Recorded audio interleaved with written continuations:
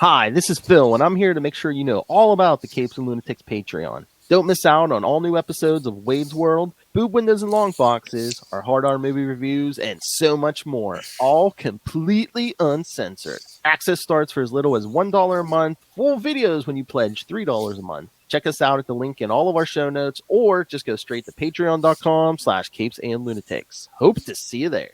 This is Luca Parrish, and you're listening to the Capes and Lunatics podcast.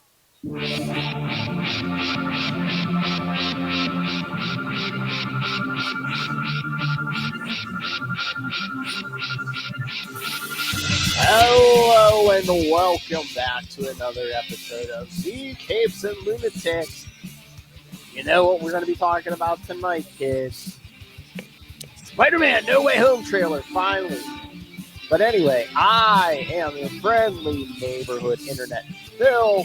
Join me, as always, he who, in another life, he was a hand four-armed, six-armed, whatever, scientist. It is the Superior. Charlie, the Professor Xessa. And coming to you from Florida, she's a threat. She's a menace. It is. Hey y'all, it's Old Lady Hellfire. Our very own Madam Web. All right. So, yes, the world has been waiting impatiently. And yes, the Spider-Man No Way Home trailer finally dropped this week. And that's all the internet can talk about. Yay! That Mephisto is coming. No, I know. You know what? This would be the time for them to drop it because they've been teasing us with WandaVision and stuff. And well, here's what I'm going to say. You know what? I would assume Mephisto isn't going to show up in this, but the only telltale sign I might see is that when Peter goes, all right, spoilers for a trailer. When Peter goes to the Sanctum Sanctorum and everything's covered in like snow or whatever and everything, I was like, oh my God, has hell frozen over? By the way, breaking news. I just have to get this out there right now. All Hail the King. All Hail the King is now on Disney Plus as a one-shot. Ew. A week before. It had been scrubbed from the records, but it just came in. So I'm just saying, I saw that because the kids are doing that right now, and I'm like, oh. So unrelated to the topic, but that is breaking news. A week before Shang-Chi, though. A week before Shang-Chi, which, what does it mean, Phil? It means it's back to being canon. We'll talk about that on Super Connectivity, but back to this. So, yes, you were saying hell has frozen over. Although technically, the ninth circle of hell is frozen. So, there were those saying, is this Doctor Strange or is this Mephisto himself? I was going to say, he seems pretty reckless. There's no way in hell it's Mephisto. That's all I'm saying. Ah! There's no way in hell, Will Hellfire? Yes. And I also saw people saying, "Oh, maybe it's not Doctor Strange for real. Maybe it's Mephisto in disguise." Because right before Wong walks through the portal to do that cage match with the Abomination, he's like, "Don't you cast that spell, Strange!" And he's like, "Totally not gonna do it, man." What? Yeah. Everyone's like, he's so totally reckless. Maybe it's not him. And then I just hear Lil Hellfire saying, "It's Doctor Strange. He's reckless." I mean, let's be honest, he picked this timeline because Tony Stark's dead in it. Like, let's just all be honest about that and push our theories through that lens. Maybe there wasn't just one. Maybe it was just the one where he shut Tony Stark up. Well, to be fair, I have often said that what the actual purpose was is he had to keep the Infinity Stones out of Tony Stark's hands because he would have done bad things with them. Not intentionally, but as we already saw. Bad life decisions. We all know it. We all saw when he had one. He was welcome, Ultron. He was only good for one snap, so it's like, hey, you got to give him a task. Like, hey, bring half the universe. Yeah, but busy one work. thing. Yes, busy work. There's another thing that people point to for Mephisto being in this, which is one of the signs Mephisto confirmed is Peter Parker's face with horns saying, "The devil in disguise." Uncle Ben's alive, confirmed. Well, except this is the thing. I was thinking about that. It's like, well, actually, okay, that could be an Easter egg for that, or it could be an Easter egg for the fact that, as people say, that Daredevil may be in this, that Peter uses Daredevil in disguise. He's a lawyer. He's reading the contract, guys. Get it together. Well, here's the thing. I do not, because to me, this is just for me. To me, I think that whole scene in the beginning, where he's like doing the magic and he's doing the spell, and then Peter steps into the circle and just starts yammering, "Oh, not this," and then do this, and then the whole thing just sort of like collapses in on itself. One more I day. don't think that breaks the multiverse. I actually think the spell just falls apart. Because as we saw in Doctor Strange, when Strange is first learning magic, when he can't hold it, it doesn't like open a portal to another dimension. It just, the portal doesn't open. It like gets a little sparky, and then it just nothing happens. So you're saying Stephen Strange is having performance? Well, yeah, I'm saying that the spell just fails. It doesn't open a door to the multiverse. But what does happen, and this I think is what really happens here, and this goes to why they digitally youthened Doc Ock. So you ready for the big reveal? It isn't that Doctor Strange opened a portal to the Sonyverse. It's that at the end of Spider-Man 2, when Doc Ock is trying to contain his little mini-son, the gravimetric forces, or whatever you want to call them, tore a hole in the fabric of reality, and he fell through into Peter's universe. That basically, it's not the spell, it's the science. And that this opens this gateway between the worlds. And that's how Doc Ock gets there. And that's why Doc Ock is all youngified. Because if you think about it, there's no reason for Doc Ock to be younger, because he's never been a young man. So they could have gotten old elf Melina you back. gotta remember, he's after Aunt May, and Marissa Tomei's a little bit younger. I'm just saying. Yeah. Now he's really into Aunt May. But yeah, nuclear power plant or not, this is great. I mean, I haven't seen Alfred Molina recently. Is he like? I mean, he said he even went on record. He's like, man, he's like, I'm 20 years older, right? You know, because he was saying about running around and stuff. And they're like, the arms will do most of the work. It's I was gonna say, green screen is a godsend. You just gotta sit there and monologue. Yeah, those arms will CGI. Yeah, no, he looks like some of the he looks like a classic Doc Ock when he was kind of old and fat, before he started cloning himself, The best version of himself. Yeah. So he looks even, if anything, you could say he looks even more like Doc Ock now. They better be saving the scene. It better be in there. He better wear a white suit. Well, you hope so. You hope so. Mm. Oh, that wasn't. Yeah. No, you were talking about Matt Murdock. People were saying that scene where Peter's in the interrogation room and you see someone in a white shirt who you only see from the neck down, like, slam a bunch of files or whatever on the table. They're saying that's like Matt Murdock. It could be. It could be. I hope Foggy came with him, because Matt Murdock is a terrible lawyer. That's all that I can say. Well, he's good. That's why he comes with the dead. I know. I'll dress as Spider-Man. I'll jump around and say, "See, he can't possibly be Spider-Man." I'll swing it on my webs. I'll do all that acrobatic stuff. Daredevil confirmed. They've done it both ways. I mean, Peter has impersonated the Daredevil before, so yeah. Yeah, well, like I said, I just think it would be here's my biggest thing.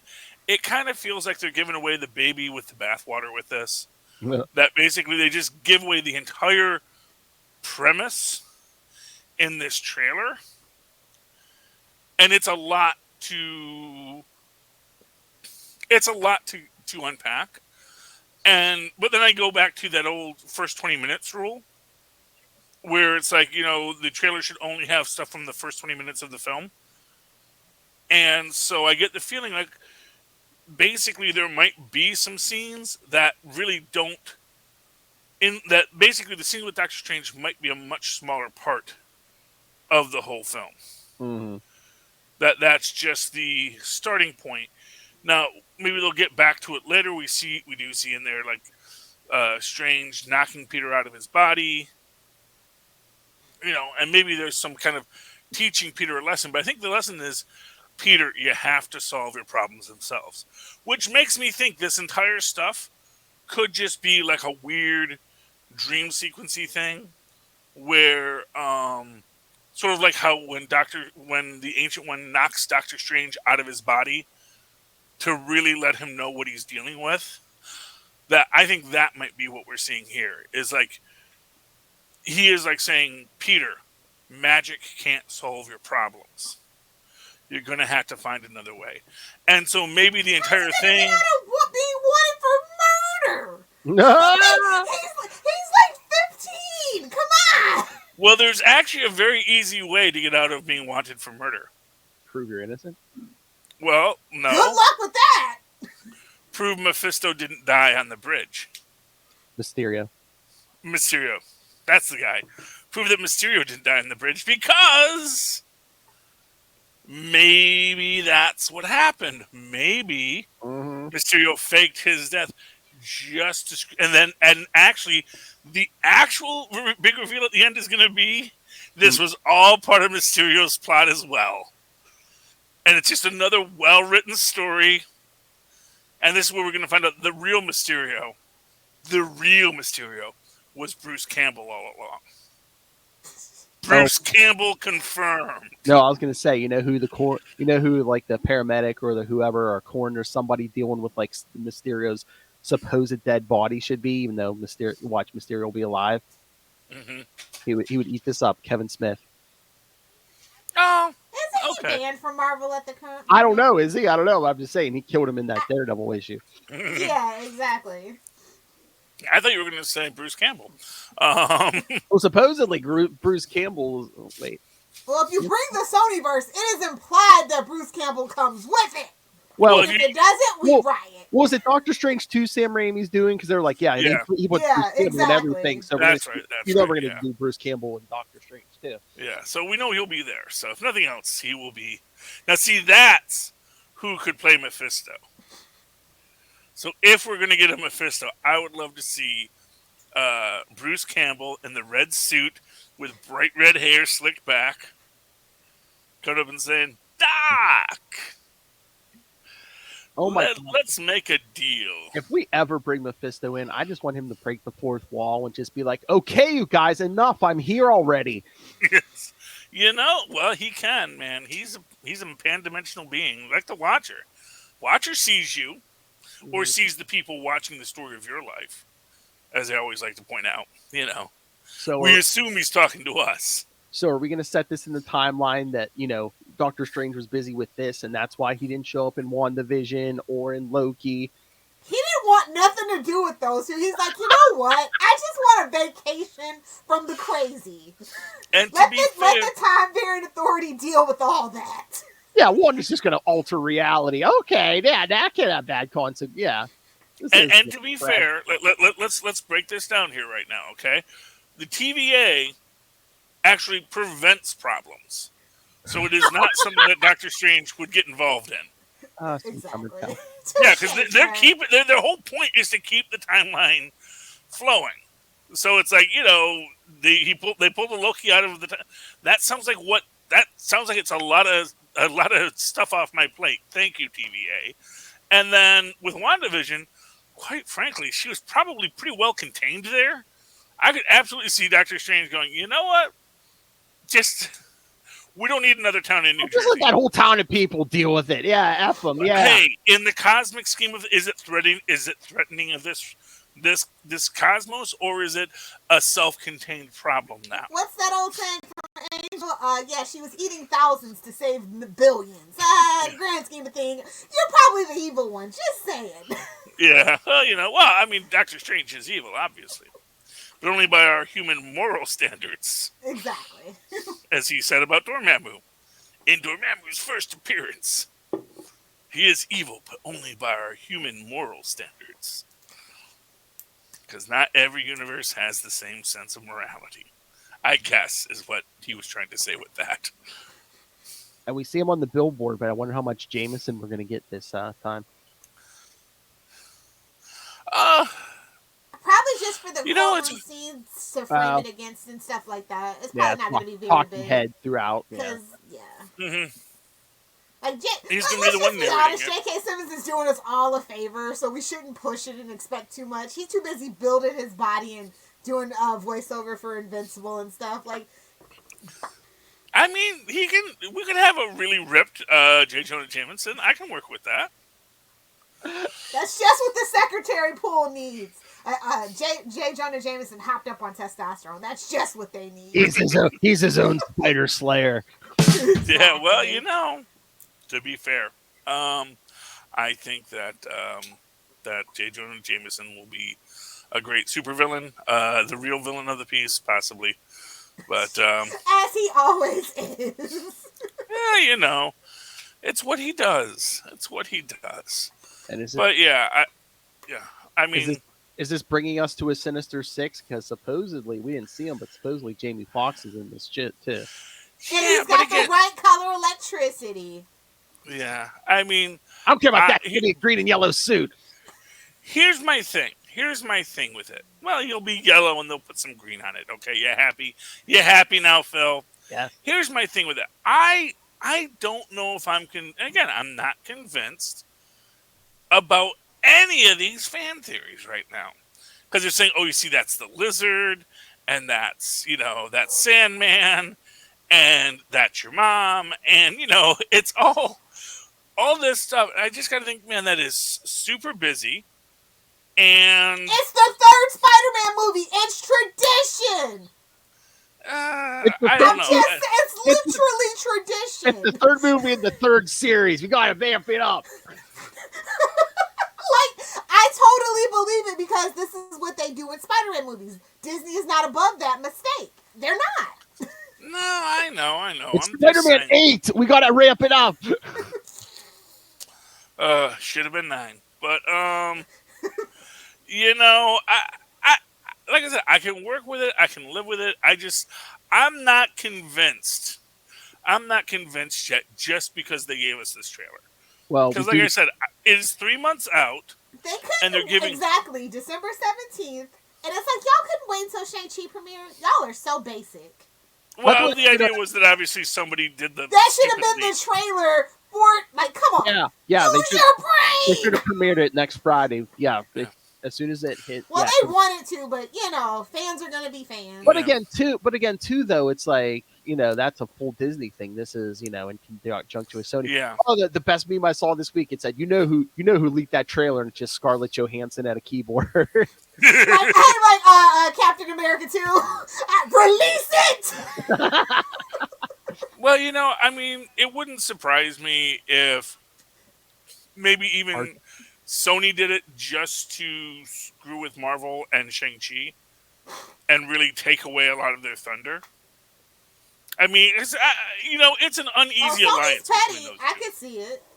It's gonna make money regardless. It's Spider-Man. Yeah, but they also maybe want to step on Shang-Chi.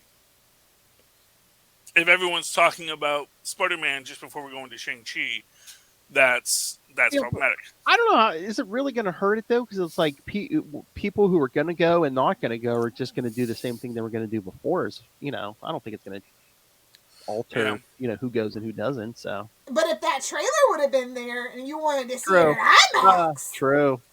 Maybe it will be. I don't know, but yeah. Well, the problem is that basically we could be getting lots more Shang-Chi stuff to get us hyped for it right now. And now we're all Hey, we're all talking about this thing.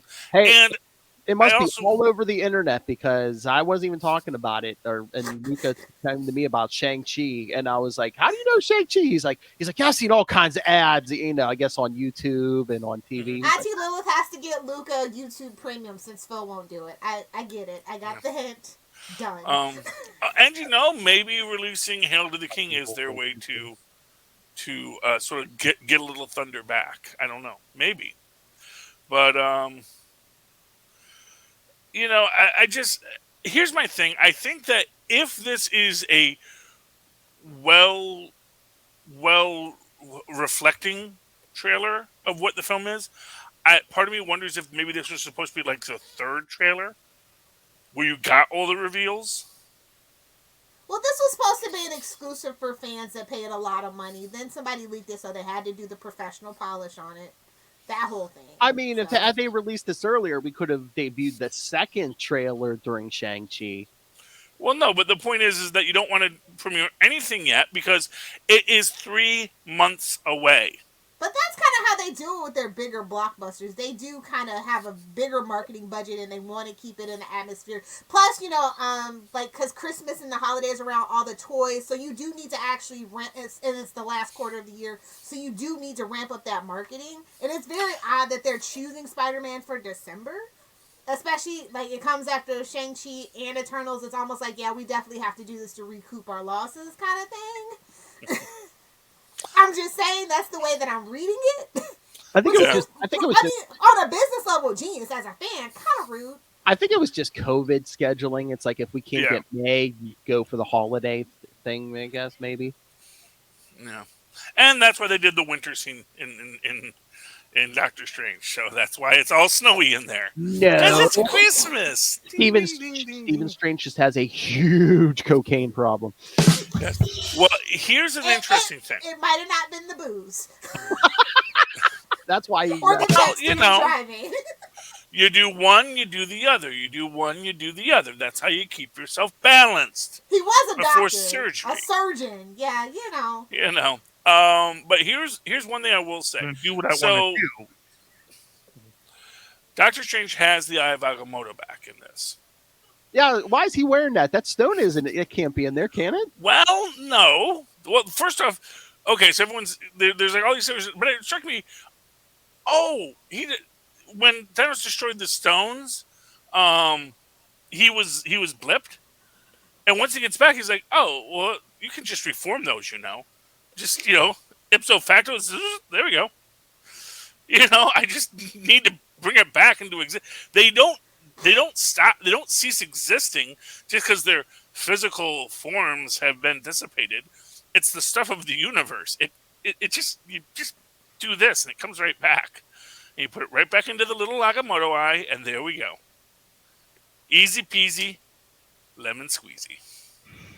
Yeah, I was gonna say we can't say the other thing anymore, as that movie from Snyder says.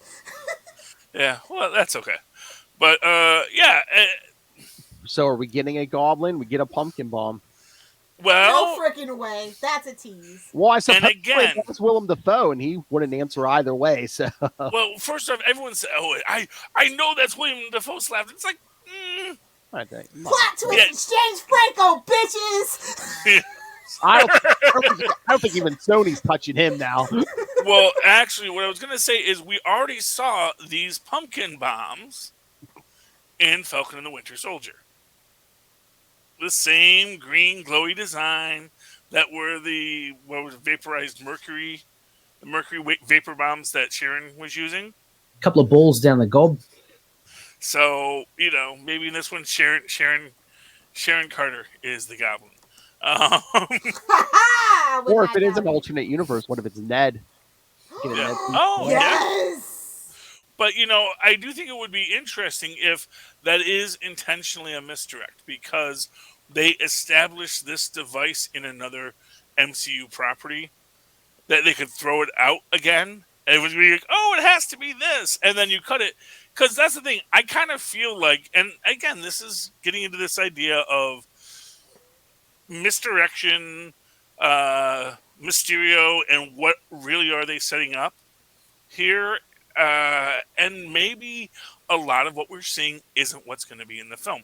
Maybe they really are trying to get us looking for Mephisto when that's not what they were doing at all. Because it makes sense from their perspective, especially if everyone is going to be all excited for the idea and expecting it to be this, and then you have to somehow surprise them. Or Because you can't just do One More Day or Brand New Day or whatever the heck it was called. Because you have to tell the story. And I think what we're actually going to get is we're going to get Peter's backstory in this. I think this is where we're going to see Uncle Ben.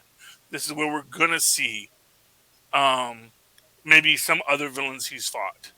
well, And I mean, back during even like the Andrew Garfield era, they Sony had a major they wanted to do Sinister Six. Is this them coming back and saying we're doing a Sinister Six? They're still supposedly working on their Sinister Six too. If Morbius ever freaking comes out, yeah, it's weird. It's really weird. That's what they're doing. Are we gonna get like a Venom versus the Sinister Six or something?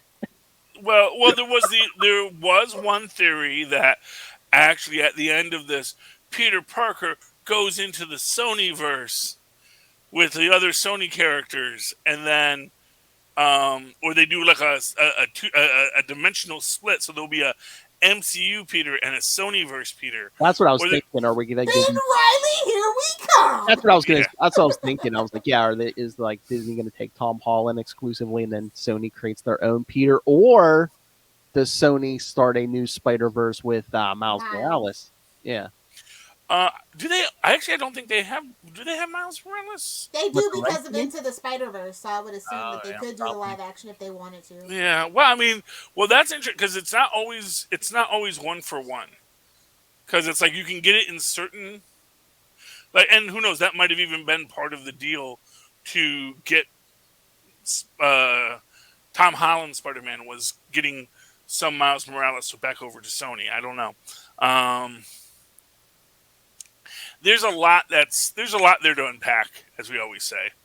And there's a lot of stuff we'll never really be able to figure out. Without a doubt, that's how it goes. I mean, it is always. I mean, Sony's gonna get bitter enough one of these days and spill all the tea over the table, and I'm just here waiting on it. Let this new Spider-Man make $2 billion. Let it make $2 billion. You're gonna see some messy leaks. We know Sony loves a messy email leak scandal. We know it. Hey. I'm just waiting on another one. That's all I'm saying. Hey-o. But I'm excited. I think I just kind of hate the timing of it, but I'm very excited. But there are some leaks that were out there that like this trailer kind of confirms. So I'm just like, ooh, I don't know. Is Disney keeping a tight ship anymore? Like. Well, but this is a Sony one. You have to join things. So Disney has their ship, but Sony's kind of like the rats stuck aboard and they're eating all the food. There's some Sony employees, yeah.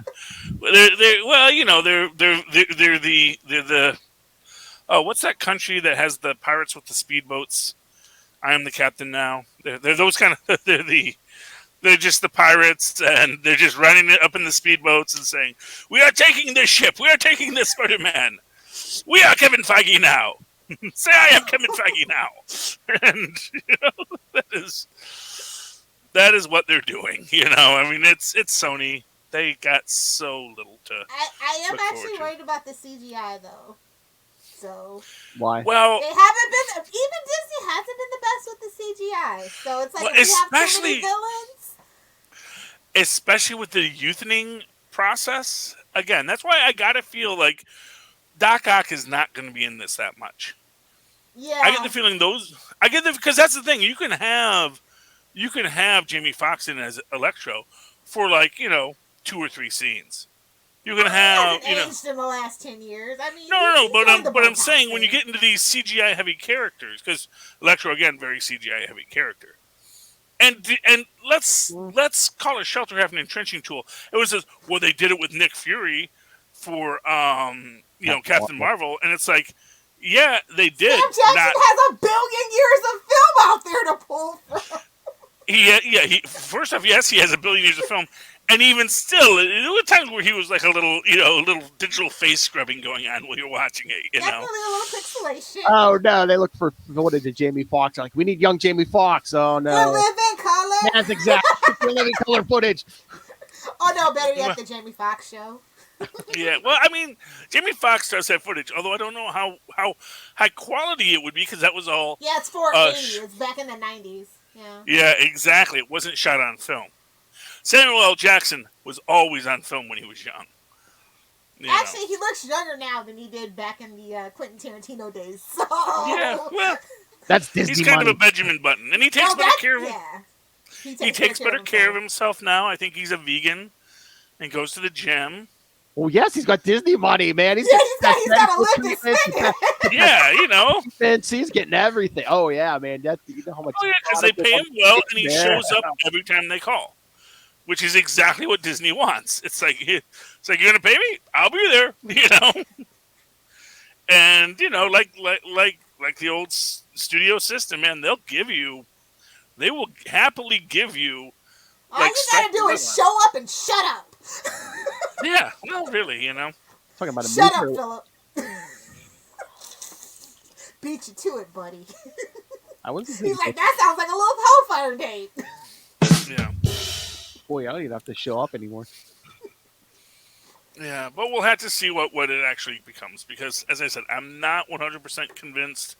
It's our misdirection. It's Disney. Let's be honest. We're gonna be totally completely off. We'll have like two things right. Well, yeah, this is the first trailer too. So what are they saving for? At least one more. That Jamie Foxx. Are we getting a Goblin? Well, they did have that render or whatever. So I'm assuming Jamie Foxx is going to show up in one of the trailers. I thought they confirmed he's in it. So I'm assuming they're. Yeah, well, he said he had made a leak that he was. It's the same with Molina. They both, which also tells me that maybe they're not. That was a blessing thing. They wouldn't have just gone behind Disney's back like that. So. Well, which is why I get the feeling they're not in it that much. It's like they paid them their nice little salary to come in and be a little, Like I said, it would not surprise me if all of this stuff, Sinister Sixes and multi-dimensional stuff. All in the first 20 minutes. It's like the Flash when he's like running and he looks to the left and looks to the oh no. It is. He's gonna pop into every. It's gonna be a Time Force tunnel. No. He's not gonna spend more than like 5 minutes in every universe. Yeah, that's it. Mm-hmm. It would not surprise me in the slightest. Speaking of the Flash, he better travel to the year 2099. Oh boy! Wrong universe, Philip. Shock it. Just so he can meet Superior Spider-Man when he was there, because that's. I tell you, when they had that forearm, I had to remember: does he have 4 arms, or was that? Because if you look, those are really spidery-looking arms. That's a very Superior Spider-Man looking Iron Spider I definitely suit. think those are tentacles. I'm just saying. I know, man. I'm just saying. It's like, I don't think those. Give me. Hey, Tony Stark had designed that suit, so I mean, him and Otto Octavius. I mean, we're saying Tony Stark. Was that a Tony Stark suit, or was that the suit that Peter made for himself? With the arms? No, isn't that the Infinity War suit? He's like. Yeah, well, actually, I couldn't remember if that suit had 3 arms or 4. That was the Kraken. Did anybody else catch that shot where it seems like there was a black Spider-Man suit in there? I saw it. Oh yeah. We had the black Spider-Man suit. About like a black, black and gold. Well, because they showed the Sorcerer Spider-Man suit, which was the black suit with him doing the mystic webs. So, and again, that might be what it is. Is like, I said I wanted Madam Web in this. Did I not say that the last Wait a minute, a Spider-Man doing magic. Oh, are we confirming Ben Reilly? Wars! No, are we confirming Ben Reilly is going to be the Sorcerer Supreme? Oh, oh my God! I will watch Multiverse of Madness if Doctor Strange dies in it. I will watch it wholeheartedly. Well, and then it's just Ben Reilly that takes over. I'm here for it. Let me throw out this idea. What if what we're seeing here, again, that first 20 minutes rule, and what the real thing that we're going to get is actually going to be that the real villain is going to be Madam Web isn't the villain, but it's going to be that consult with Madam Web, and there's going to be a whole thing. Peter, you aren't just a mutant spider, a spider mutate. You are part of you are part of the cosmic web and the spider totem. Hey, Nicolas Cage is somewhere going, come on, somebody call him. Spider Noir. He's just waiting. Well, no, but and then again, that's where we can see all these kind of things. Where I'm going to steal the eye of Agamotto. Yes, but I understood that reference. that could be it. So like right now, I'm looking for Madam Web. I'm looking for the things that we haven't seen yet that are going to be way more important than what they're just spoon feeding us. Because all they're doing in this is spoon feeding us. Oh, you like that theory? Here's your theory. Have some more theory. Oh, by the way, somebody get Matt Pat on the phone. What is this? Your theories are gone. Your theories have turned to dross. If he can piece together the Grubhub cinematic universe, he can get to the bottom of this. Yeah, but I'm just saying, I get the feeling that this was really made to, like I said, unless this was a real leak and it was meant to be the third trailer, I get the feeling this is all meant to be misdirection. And for what it's worth, it's not like Marvel won't misdirect you. So, as an example, we know that we saw the Hulk in Infinity War, and and wouldn't it be great if it's like, oh no, we only digitally youthened him for the trailers. In the movie, he's old Alfred Molina, and he's just his college professor. It was a flashback. It was just a flashback. No, I would love it if it was like just his college professor, because he's in college now, and it's like, oh, Peter. You're late, Peter. You're late. And he's got his little arms, and then you could do this same origin right again. It's like, oh, it keeps on happening, man. They need to do female Auk, and I know she's already in the MCU, but you know who they need for female Auk? Catherine Hahn. Oh yeah. Well, she's already Agatha, but I was gonna say, if Chris can do it. Well, that's going from the Foxiverse to this, True. Slap some goggles on her, a wig. You'll never tell the difference. Yeah. That's another thing that we got to talk about in super connectivity. Okay, fine. Kristen Wiig, give her a chance again after that disaster of 1984. Just saying. Kristen Wiig, I could see her as a female Doc Ock. Right. I like Doc Ock. Yeah, in all of his forms, in all of her forms. Yeah, should we hit some comments? And she got to hit on Aunt May. That's all I'm saying. Hey-oh! Since RDJ's gone, Aunt May needs to get some action. Okay, Marissa Tomei needs some action on screen. That's all I'm saying. Well, that is, that was the big reveal of Spider-Verse, was they had a relationship. Somebody get freaking Alexander, Jason Alexander on the phone.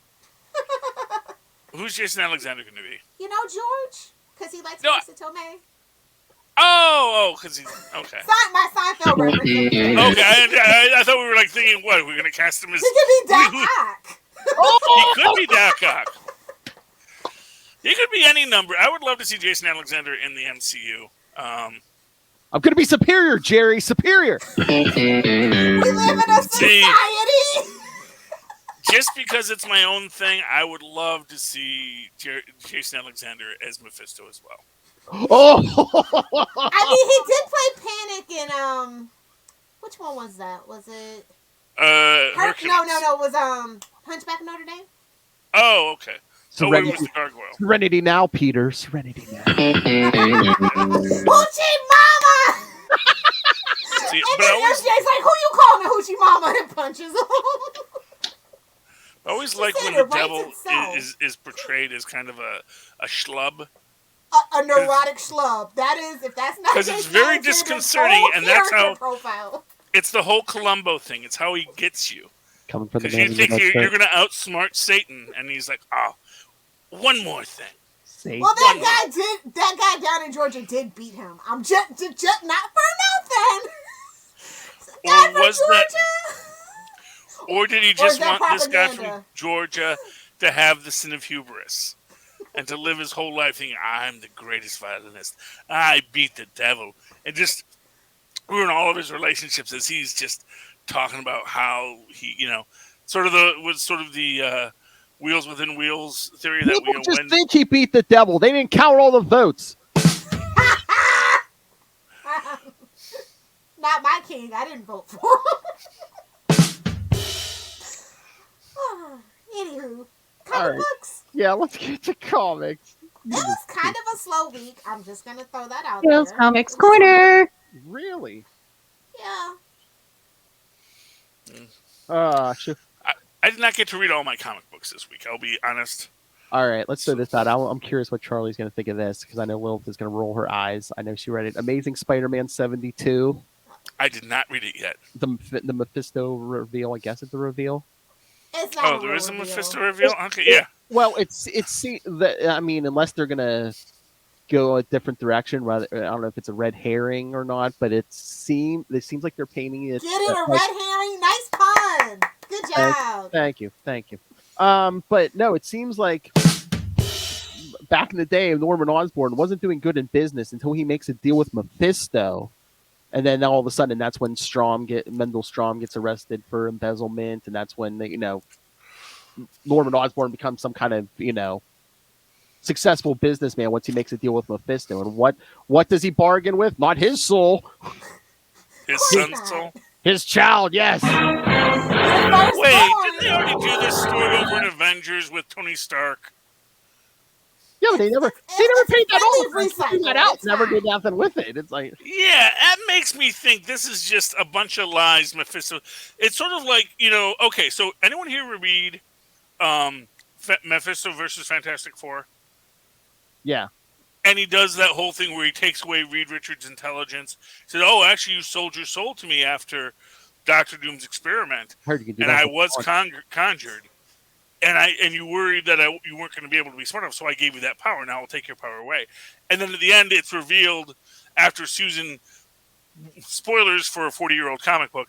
After Susan agrees to stay with him to give her soul to Mephisto, he says, sucker, I never had any claim on them. I was just lying to y'all. And so that sounds like a lie that Mephisto would say. Yes, but Charlie, why else would he dress in the fashion of his Lord and Savior? I don't know, man. I'm just saying. It's just because they've already done this gag in Avengers. Unless that's like the whole thing. No, all the richest people, they all sold their kids' souls. Hey! Maybe Mephisto's got a lot of stock in high finance. I mean, if he takes control of Howard Stark, Norman Osborn, Mephisto can clean up on the. That's how you get the Illuminati, my friend. But within that whole concept, it is this idea of, can you sell your child's soul? Oh, I don't know if you can. If you can I don't know. Do you think the kids should suffer the father of their sins? I guess it's that whole philosophical thing. I don't know. He might be Rumpelstiltskin for all we know. Really. I thought you were going to say, would Norman do it? Norman will burn anyone. No, I'm not. I don't doubt Norman would do that. Norman was also always a sociopath, as he said. You know, that's right. No, he was a sociopath originally. He became a psychopath when he became the Green Goblin. And like I said, that's what slowed him down. It's like, if I had just been my normal, healthy, sociopathic self, I would have been just fine. But that's that. So see, that does the math works on that, because I could definitely see cursing him with that psychopathy. That was the catch. Yeah, oh no, you'll I can see that story playing out, and of course, there's a lot to unpack in it, but it's interesting. It's interesting, but like I said, I also don't think that Mephisto could really. There's the argument that Mephisto can't actually take anyone's soul, that you give your soul to him just through your own corruption. That when you sign your soul away in a contract, it is, in fact, again, going back to Mephisto versus Fantastic Four, he makes the point that he once gave someone incredible power and they used it only for good. And then once he came to collect their soul, the powers that be said, no, you can't take his soul. He was never corrupted. He used his powers only for good. He says, and Reed Richards has done so much good, I have to try and hedge my investment. Don't have to worry about that with an Osborn. Exactly. Exactly. Insanity in waves. That's your inheritance, son. And of course, within that entire concept, you have the idea that did he already? There's a sort of lately I dream of Witherford. There's a Twilight Zone episode where an old industrialist wishes he could go back and be young again in his old hometown. And when he meets the devil, who sets him up as this devil's travel agency, and he's like, "What? You want my soul?" It's like, "Oh no, we already have your soul. We want your fortune." Which is the thing for a guy like Mephisto had his soul already. That's why he went for his son's soul. Well, no, but I think what he wanted was the terrestrial power, because that is what Mephisto wants: power over the terrestrial world. And if he can cause enough suffering, there will be more and more desperate people who will be more and more inclined to do evil. And he's just racking up the souls. Mephisto's done enough damage. Now every time anyone watches a live-action MCU anything, they're like, it's Mephisto. I know it's Mephisto. Come on, Mephisto. Yeah, it's because we're gamblers. It's like, come on, just one more. One more baby needs a new Mephisto. Yeah. All right, anyone else want to throw one out? I just want to say that I'm glad to see nonstop Spider-Man is back to being nonstop. Yes, for now it's back. Jeez, what was that, like a 6-week break? At least. I think it was longer than that. I think it was 3 months, to be honest. I mean, you can tell the thing's been delayed, because who's Spider-Man fighting? Baron Zemo. I know! Oh, he's still fighting Baron Zemo? Well, again, it's been delayed. Again, 3 issues came out, then it was nonstop Spider-Man got delayed, so it was very stop. So it was easily stop Spider-Man. Okay, I got it. Yeah. I'll throw out my Indie of the Week, Department of Truth. Ooh, do tell. This is great, because this is the big reveal. So spoilers for Department of Truth, okay? Because this is where we find out what the whole secret of everything is. Initially, what we find out is, so here we go with Cole as a baby, or not a baby, but as a young person in preschool who's having satanic rituals done on him, as you did in the 80s. And there's a guy who's talking to his mom, trying to get his story out. And then Cole sees him and says, you're a liar. I know you're a liar. And this is Hawk, I believe his name is. He says, yeah, I'm a liar. I mean, this is the guy who's been sort of mentoring Cole the whole time in the last couple of issues. And we basically find out that as we go through this, as we're going through it, that basically what the Black Hats are doing is Black Hat was sort of like a Google rival at one point, and then they found this way to basically aggregate the algorithm, as we say, to find the weirdest fringe people and connect them to increase the power of their conspiracies. And seemingly, interestingly enough, just to sow chaos. Because they say that's what's weird. It's like they accomplish their goals and then they just let it run. It's like they delete their presence from the web, but they just let it run until it basically starts to break things. And the Department of Truth has to come in. They basically say, and they're able to do in weeks what it would take us months to do. So that's the big thing there. And then we find out that basically Hawk, as he's talking to Cole, he brings out the black helicopters. We get a bunch of great theory lore here about how essentially somebody writing about the Book of Revelation say the locusts with human faces were probably helicopters that led to black helicopters and yada, yada, yada. And it turns this is when he just says, and that's when I turned. That's when I stopped serving. That's when I started trying, because I got so afraid of all the power we had. And I started working with the Black Hats, and they're going back to Milwaukee. So that is the big dramatic reveal. They're going back to his home where the Star-Faced Man is, and I don't know, man. I love Department of Truth. This is one of the best books out there. If you are not reading it, please do get it in trade.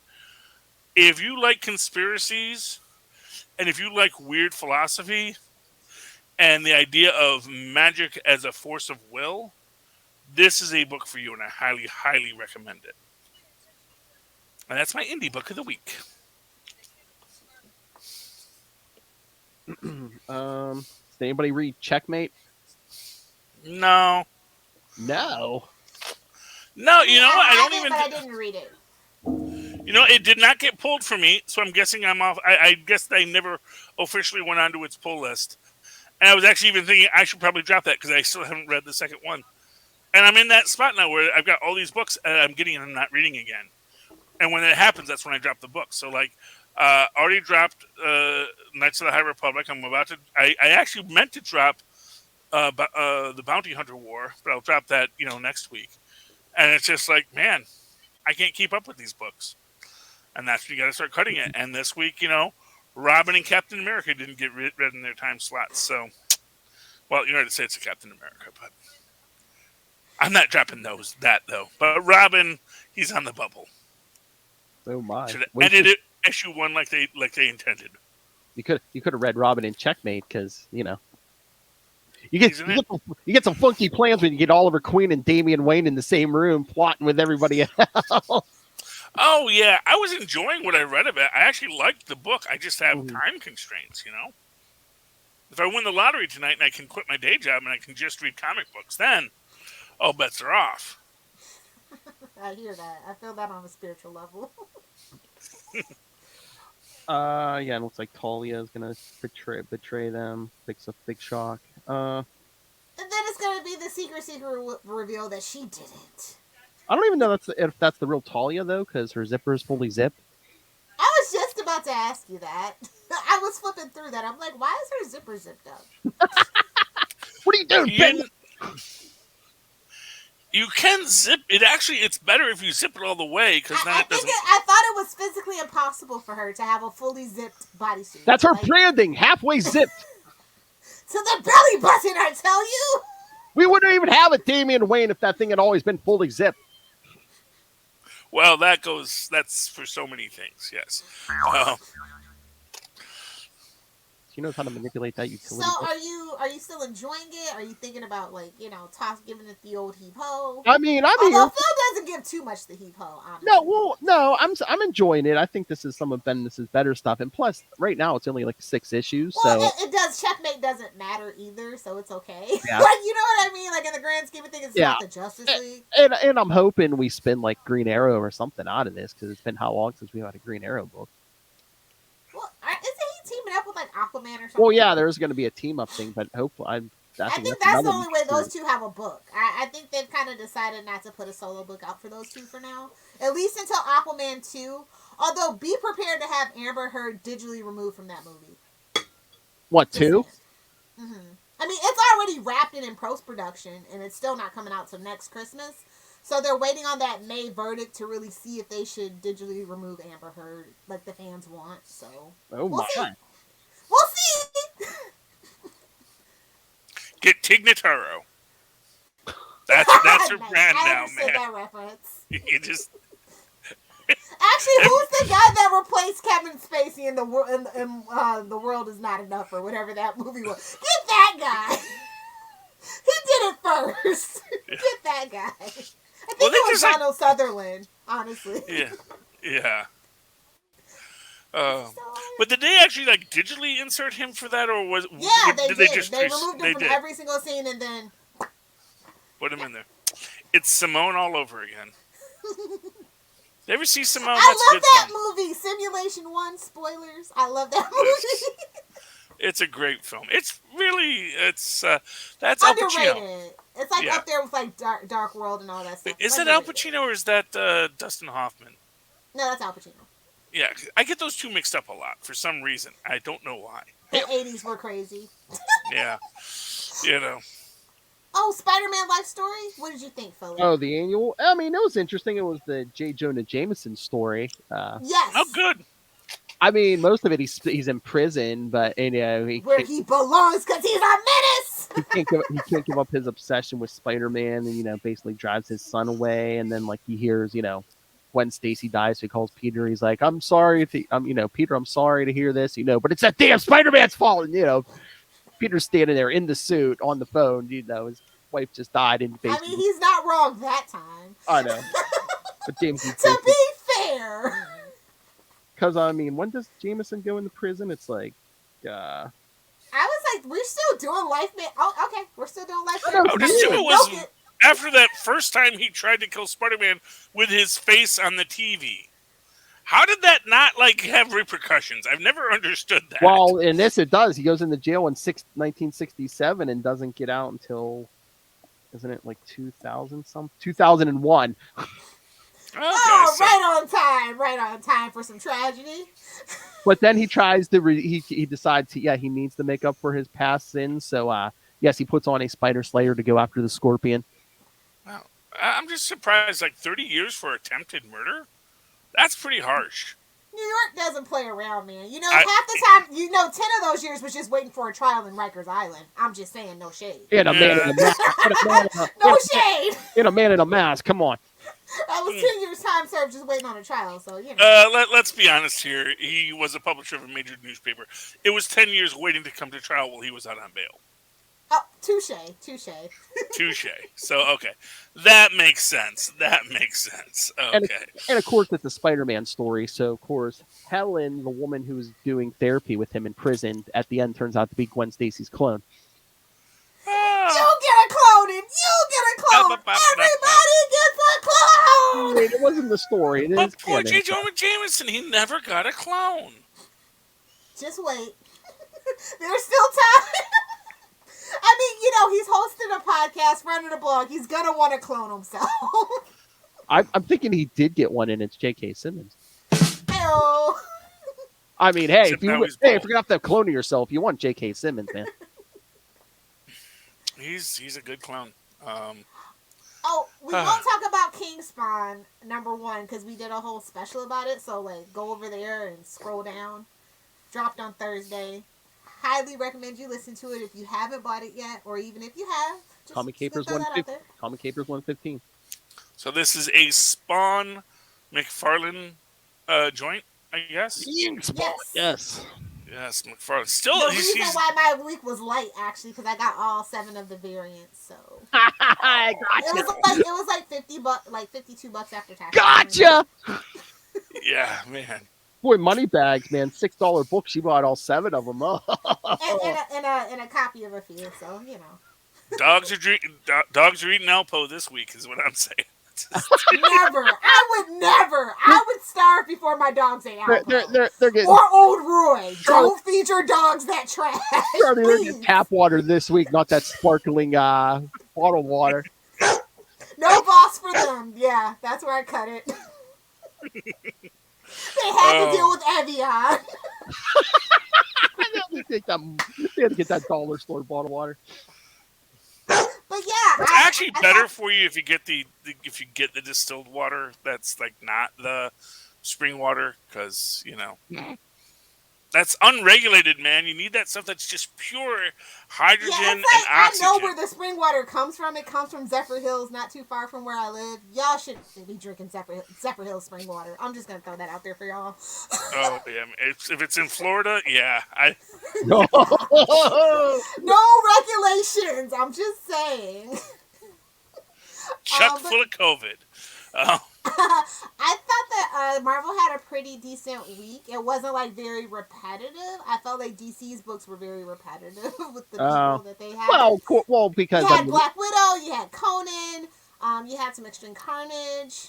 I thought Marvel had a better week. I'll just be honest. You know what? And Marvel kind of, I mean, this Black Widow 10 was legacy number 50. I thought they would have did an oversized issue. They did not. Be embarrassed. How long has Black Widow been a character? She's only had a total of, 8 different series, total of 50 issues. Be embarrassed. Don't put a legacy number on that. Be embarrassed. I'm just surprised they didn't go for like an oversized book, but they didn't.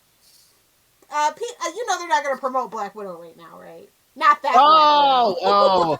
This is smelling like X-Men all over again. I was gonna say she getting the Fox deal. Yeah, the Fantastic Four and the X-Men. Poor Kelly. She's out of here. Poor Kelly. Kelly Thompson's like, oh, come on, Scarlett, shut up. You know, I don't know. They're like, we do need you to do a Hawkeye book now. They're like, back to that Hawkeye book you were writing. Hey, I mean, she did have Kate Bishop in this, so I mean, I guess they are promoting Kate Bishop. Yeah. Well, she's got a show coming. Unexpected. And where the other Black Widow will be. So the other Black Widow was in this also, yes. Yes, exactly. They're going to be pulling all these stuff, man. You watch, what's his name? David Harbour. He'll show up in that, man. We're going to get our Red Guardian out there again. All right. Because everyone loves him. Oh. Did you read Superman 78? You know what? I was going to. I had to get the guy to order it because I thought it was on my list. It wasn't. So, like, he only ordered a few. So he was like, oh, I'm out. I'm like, okay. And he's like, oh, I can order it. Well, it's nostalgic. Like, it's touching all, like, my, like, little Superman nostalgia feels. I don't know if it's actually good, but, like, as a Superman fan, this just felt... Yeah. It just touched my little heart. I thought it was a really good book. And then also Superman versus Lobo #1. Like, yes. Alternate Superman books are where it's at. I was thinking about that. Is that good? I think you'll like it, definitely, for sure. Okay. So, yeah, get off-brand Superman. Don't get the main books. Get the off-brand. Well, are you reading Son of Kal-El? No? It's Tom Taylor. I don't care what you and Tyler say. I'm not reading it. It's Tom Taylor, though. It's pretty decent. I'll wait for the trade, since that's what they're writing for. I'll wait for the trade. Since Dad revealed his identity to the world, John tries to create his own secret identity so he can go to college, but that lasts like 5 minutes. Poor kid, honestly. The kids on the show have it easier than that kid. I'm just saying. Exactly. Well, yeah, they have secret identity to hide behind. Does he go by the name Jonathan Lane? No. Hold on, let me pull this up. He was calling himself Finn Connors. Shut the front door. Really? Mm-hmm. We don't use Connor in any sense. Sorry, Connor McKenna. See, I was thinking that was meant to be a Spider-Man reference. Oh my like God. Kurt Connors and Ben Reilly just mashed together. Are they listening to... Oh my God, Tom Taylor is Australian. Is he listening to that show, Lilith? I think so, son. What's the name? I think so. Wait, Connors? Yeah, Connor McKenna. What is Ray's son's name? Finn! I'm just saying! Oh! Well, you and Luca got some time to shine on the frickin' Flash, so you know. I was going to say, or... Hey, Batman. But no, like, yeah. John saves, like, a bunch of, like, refugees who were, like, no country wanted to touch him because, I don't know, I guess they have, like... What, in the Snyderverse? You know, because I guess there's, like, trade deals with this country, so nobody wanted to, like, save these, like, immigrants who were, like, trying to come over. So ooh, that's a little too timely and on the nose for me, but okay. So, yeah, John saves them. But where does he put them? Well, he brings them Markovia! No, he brings them to Corto Maltese! Well, he brings them to Metropolis, and they get taken into custody, but they were about to, like, drown in the middle of the ocean, so it's like, he at least saves their lives. At least hope their kids don't end up in cages. I don't know if he's that brave to touch on that subject. Yeah, I know. But no, I'm just surprised he didn't just put him into Kandor or something. The Pocket Universe. But then he made like a new friend at college. Is that a redhead? No, it's not pink. No. Okay. But no. I got excited for a second. Does the name contain 2 L's? No, it's Jane Nakamura. And so no love interest then. Okay, that's fine. So I don't know if everyone's still like dizzy over Tim Drake because I saw like headlines this week. They're like, "Oh, is John about to come out? Is John about to come out?" It's like, what? The kid can't have like a male friend, you know? Platonic male friendship is important to depict as well, because God, is toxic masculinity a thing on the internet.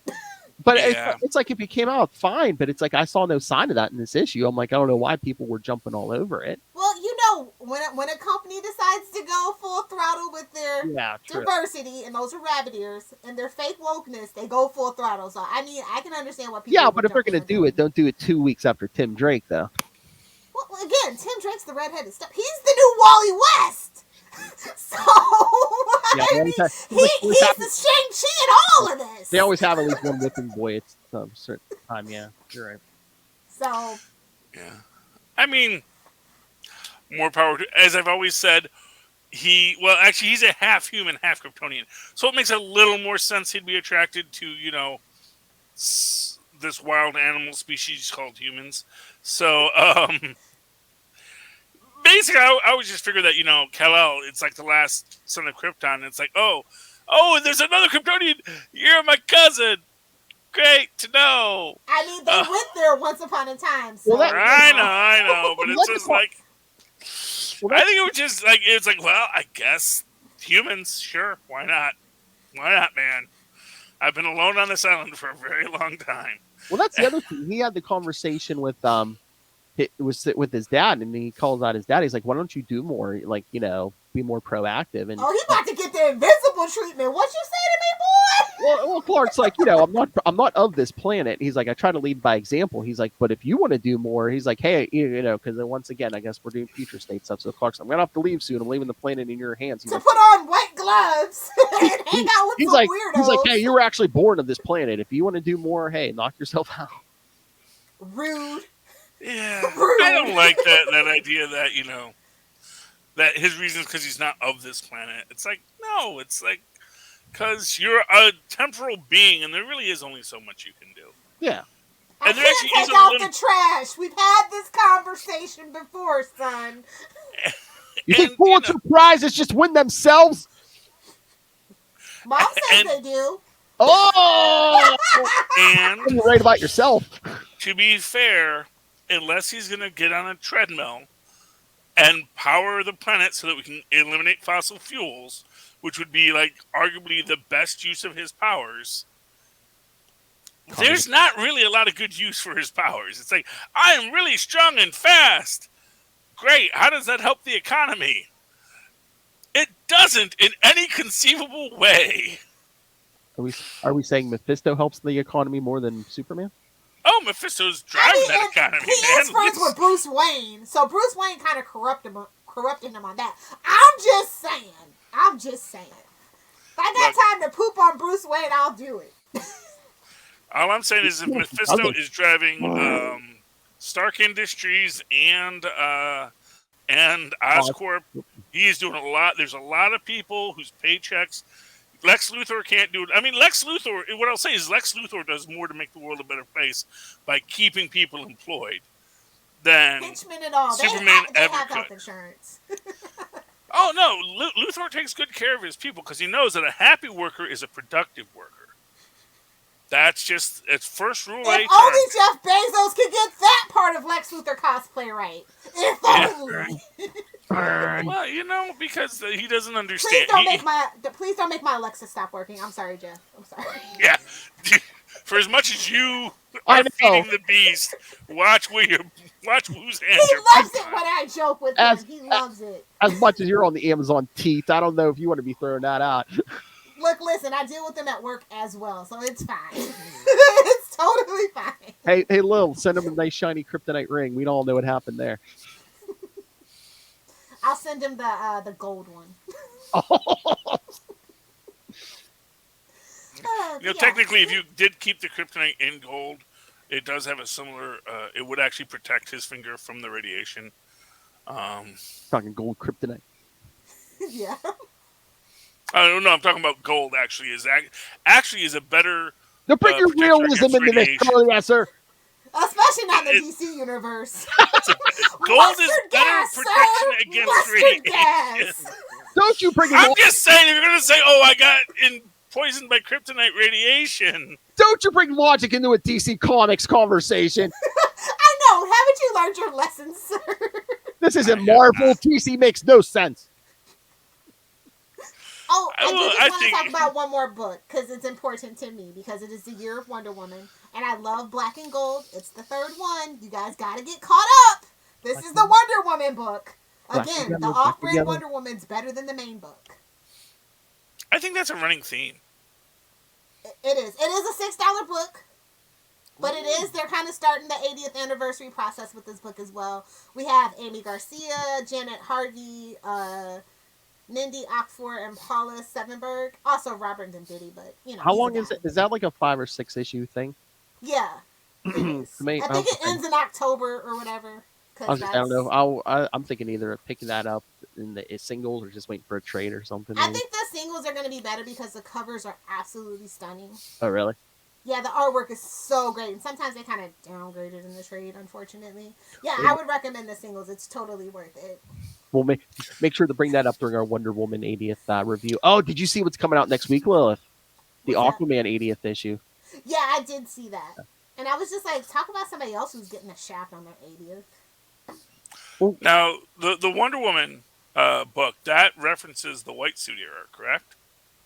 No, I mean, it does on the covers and stuff. They kind of play with that, but it's basically just a mishmash of, like, people telling, like, their stories in their favorite era of Wonder Woman. Yeah, because I think it's like Batman Black and White and Superman Red and Blue. Yeah, it's just like short stories, and like writers can write any era. You know, it's just a bunch of stories. See, and I guess to me, I think that is a very much maligned era of Wonder Woman that has a lot of potential to be mined.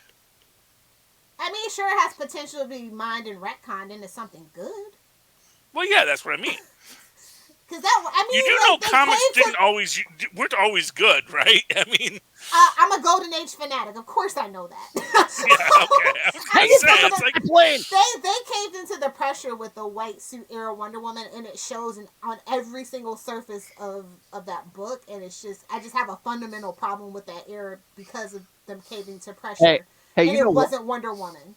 Hey, you know what? We may need a Patreon episode of you two debating the white suit era, because you two are very on the opposite sides of the spectrum on that one.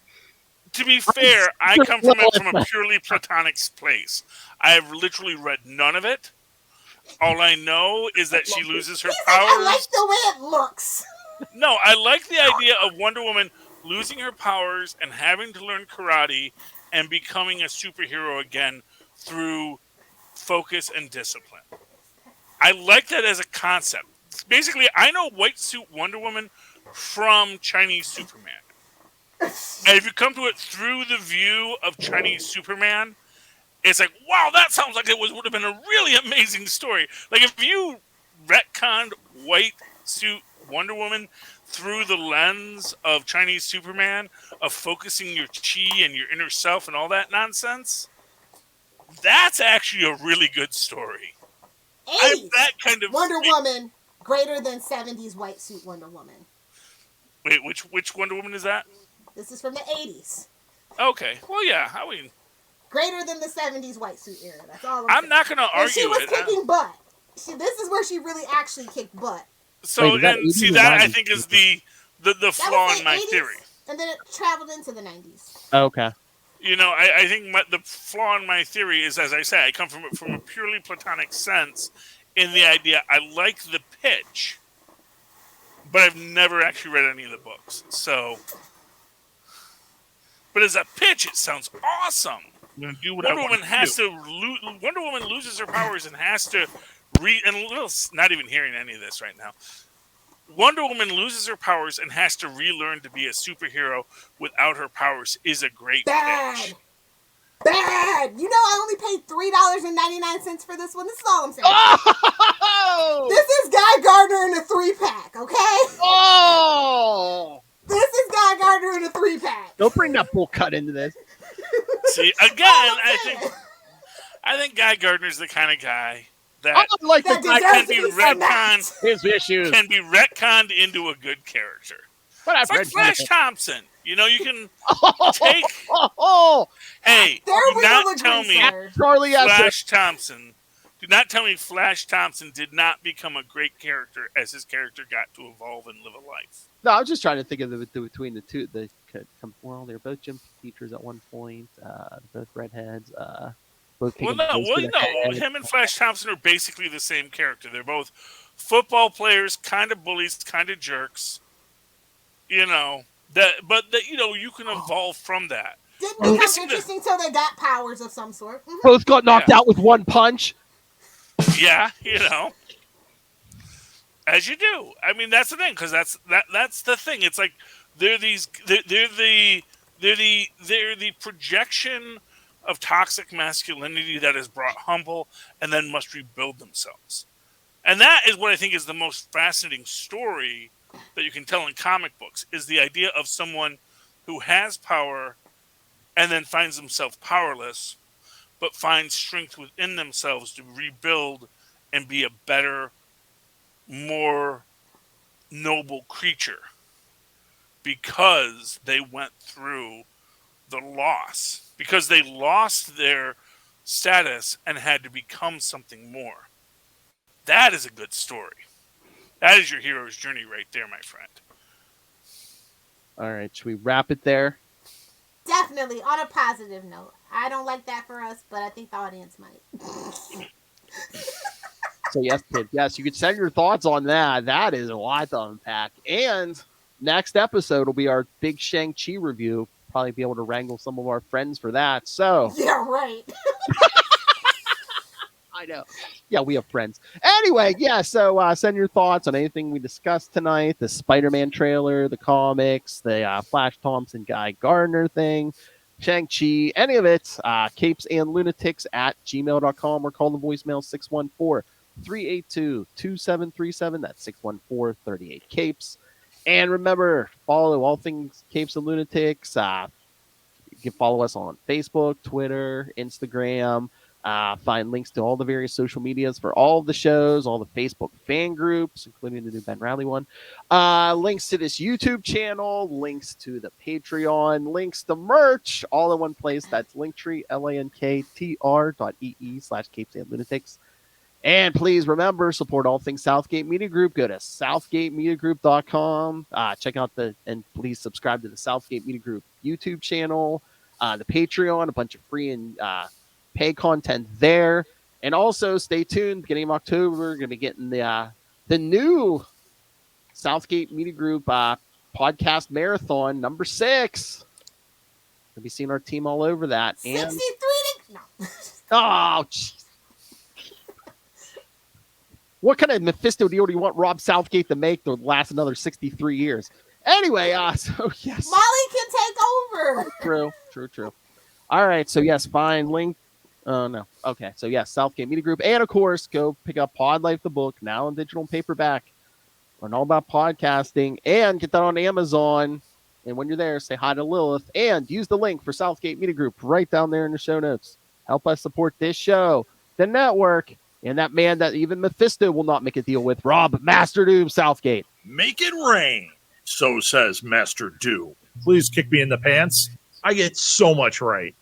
Mark my words. And again, like I said, Mark them! like I was telling you, Lilith, Lil brought it to everyone's attention that I guess they're putting out Funko Pops of Jingle All the Way, and he was like, "Where's the Rob Southgate Funko?"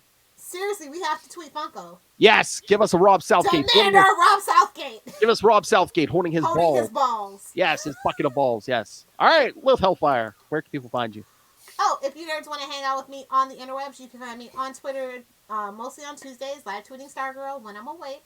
You can find me on Instagram at LilithHellfire69, and of course, over on the Clock app TikTok at LilithHellfire69, making comments and content only related to Star Trek. I'm 12 when you need me to be 12. Bye, Felicia. Charlie, yes, sir. Well, you can always write to me the old-fashioned email way the way our mothers and fathers once did. At superconnectivityblog@gmail.com. That's superconnectivityblog, all one word, at gmail.com. Of course, follow me on the Twitter as I live tweet. Stargirl also Tuesdays at 8 o'clock when I can. At Charlie Essa. I was there this week. CHARLIESSCR. Look for the 2 E's in the middle. For quality. Bing! Thank you, Maz. All right, there we go. All right. All right, kids. Thank you for joining us.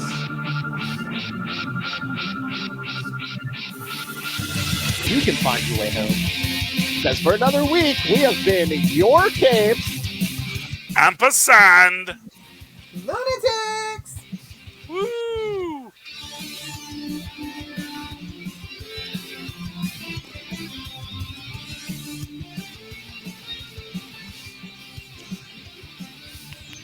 Mephisto T-shirt says the next large object. He's wearing a red shirt. Mephisto confirmed. The mustache, yes. I would love to play Mephisto. Yes! Call me Kevin. Oh, Kevin. I am a trained actor. Always look for the subliminal message, kids. Good night. Ben Riley.